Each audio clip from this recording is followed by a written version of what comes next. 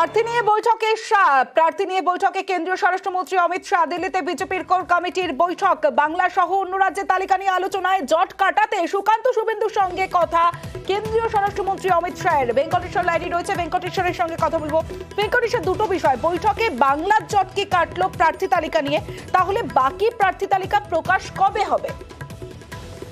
দেখো, প্রার্থী তালিকা চূড়ান্ত করতে জোর তৎপরতা শুরু হয়েছে পদ্ম শিবিরে, কিন্তু এ রাজ্যের বেশ কিছু আসনে কৃষ্ণনগর, আসানসোল, ব্যারাকপুর, জলপাইগুড়ি সহ একাধিক আসনে প্রার্থী তালিকা নিয়ে বিজেপি দ্বন্দ্বেরই একটা মতভেদ তৈরি হয়েছে। কিন্তু কোন মতভেদ একেবারে কাটাতেই একেবারে কেন্দ্রীয় নেতৃত্ব তারা বৈঠকে বসেন এবং নির্বাচনী কমিটি, যে কোর কমিটি, তারা বৈঠকে বসেন।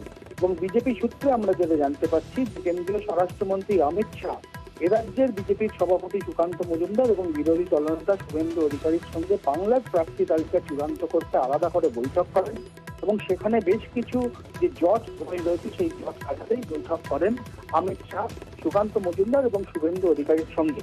এবং বিজেপি সূত্রে যেটা জানা যাচ্ছে যে আগামীকাল কেন্দ্রীয় নির্বাচনী কমিটি তারা কিন্তু ফের বৈঠকে বসছে এবং সেই বৈঠকে থাকবেন প্রধানমন্ত্রী নরেন্দ্র মোদী।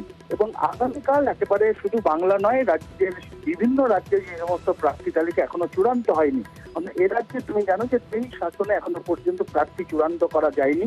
সেই জায়গায় দাঁড়িয়ে আগামীকাল কিন্তু একেবারে চূড়ান্ত প্রার্থী তালিকা চূড়ান্ত হয়ে যাবে কালকের বৈঠকে। তবে বেশ কিছু আসনে, তোমাকে আগেও বললাম, বেশ কিছু আসনে এখনো পর্যন্ত দলের অন্দরেই একটা মতভেদ তৈরি হয়েছে। সেই সমস্ত জট কাটাতেই কিন্তু এই বৈঠক। তবে অত্যন্ত গুরুত্বপূর্ণ সেটা হচ্ছে অমিত শাহ তিনি কিন্তু বাংলার প্রার্থী তালিকা চূড়ান্ত করার ব্যাপারে যে 23 আসনে কারা কারা প্রার্থী হবেন সে ব্যাপারে কিন্তু আলাদা করে সুকান্ত মজুমদার এবং শুভেন্দু অধিকারীর সঙ্গে বৈঠক করেন।